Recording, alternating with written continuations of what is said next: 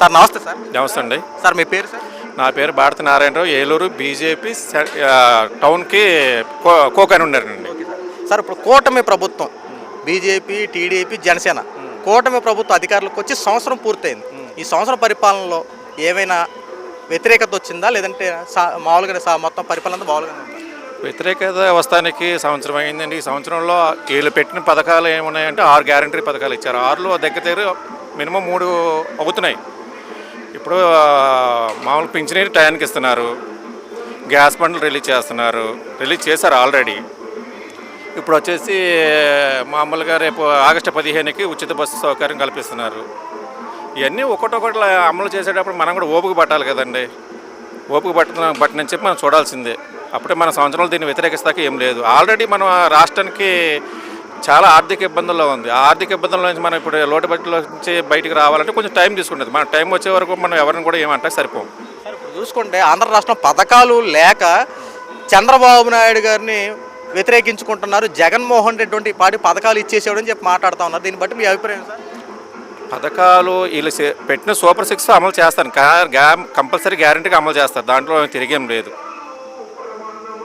దీంట్లో ప్రజల్లో కూడా మాట్లాడకుండా మనకు కూడా టైం అడగాలి కదండి.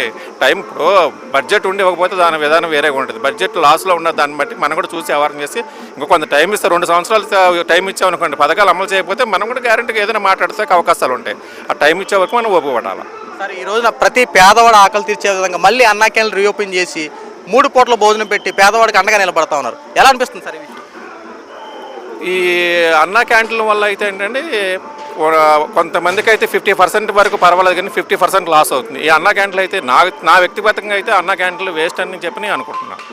ఎందువల్ల అంటారు? ఎందువల్ల అంటే ప్రతి క్యాంటీన్ దగ్గర ఉదయం పూట మధ్యాహ్నం పూట ఉంటున్నారు, సాయంత్రం పూట ఎవరు ఉంటలా. ఆ ఫుడ్ వేస్టే కదా. దాన్ని కూడా గవర్నమెంట్ ఒకసారి మళ్ళీ ఆలోచించుకొని వ్యవహారం చేస్తే బాగుంటుందని నా అభిప్రాయం. సార్ ఇప్పుడు ఏలూరు సంబంధించిన వారు నాయకుడు గారు అంటారు, మీరు ఎలా ఉన్నారు సార్? గత 5 సంవత్సరాల పరిపాలన, ఈ సంవత్సరం పరిపాలన ఏమైనా మార్పులు చేర్పులు కనపడ్డాయి? చాలా బాగా మార్పులు పడ్డాయండి. ఇప్పుడు ఎందుకంటే ఇటువరకు వ్యవహారం ఏం చేయాలన్నా కూడా కొంచెం బెదిరింపు ద్వారాని ఏం మాట్లాడితే ఏమవుతుందో, ఏంటో ఏ నాయకులు ఎటు నుంచి ఎవడొస్తాడో ఏంటని తెలియని చాలామంది ప్రజలందరూ కూడా భయభ్రాంతులతో ఉన్నారు. ఇప్పుడు అది సిస్టమ్ లేదు, ఎవరికంటే ఫ్రీగానే ఉన్నారు. ఇది మనం ఇంకా టైం ఇస్తే కొంచెం మాట్లాడుకుంటాకి దీని మీద, ఈ ప్రభుత్వం మీద ఏమైనా మాట్లాడుకుంటాకి మనకు టైం కావాల్సి వస్తుంది.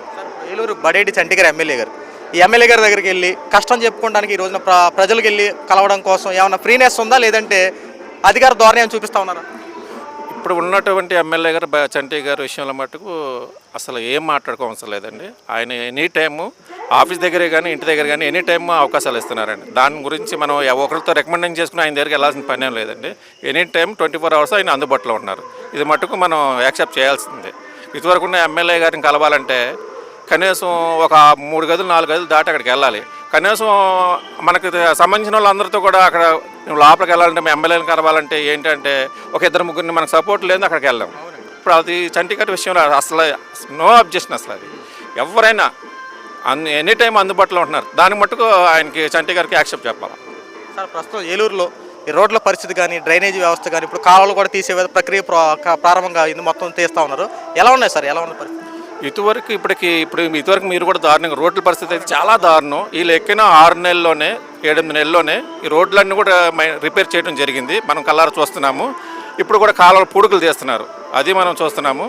కానీ ఇటువరకు గవర్నమెంట్కి ఇప్పుడు గవర్నమెంట్ చాలా డిఫరెన్స్ ఉంది. మనకి ఇప్పుడే వచ్చినాయి కనుక మనం దీని గురించి మాట్లాడుకుంటాక కొంచెం టైం కావాలి. ఫైనల్గా ఈ సంవత్సరం పరిపాలన కూటమి కలయికతో ఎలా ఉంది సార్? కూటమి ఉండటం వల్ల ఈ సక్సెస్ అనేది నేను అనుకుంటున్నాను. అంటే మేము బీజేపీలో ఉన్నాం కనుక పైనుంచి మోడీ గారు కూడా దీనికి సంబంధించిన నిధులు వ్యవహారాలు కానీ, చూసి చూడనట్టు వ్యవహారాలు చేయటం కానీ, ఆంధ్రప్రదేశ్కి మేము ఏదైతే మాట ఇచ్చామో భారతీయ జనతా పార్టీ తరఫున పూర్తి సహకారం ఉంటుందని చెప్పేసి మేము ఆశిస్తున్నాం. సార్ 2029లో నేనే ముఖ్యమంత్రి అని చెప్పి జగన్మోహన్ రెడ్డి నేను ప్రెస్ మీట్లో మాట్లాడుతున్నాను. ఏంటి సార్ జగన్మోహన్ రెడ్డి తప్పులేదండి, ఎవరైనా అనుకోవచ్చండి. ఇప్పుడు ఎవరైనా ఆశావదులే, ఎవరైనా అనుకోవచ్చు. అది ప్రజల తీర్పు. అది ప్రజలు ఏం చెప్పితే అది జరుగుతుంది. కానీ ఎవరికాలు నేను ముఖ్యమంత్రి అనుకుంటే ప్రజలు ఉన్నది దేనికండి? ప్రజలు ఎవరికి మంచి చేస్తున్నారు, ఎవరు చెడు చేస్తున్నారు ఏంటో ఆలోచించి వాళ్ళు నిర్ణయం తీసుకున్నారు తప్పితే. కానీ మనం ఈ లోపల ఎవరి గురించి మనం ఏమీ మాట్లాడకూడదు.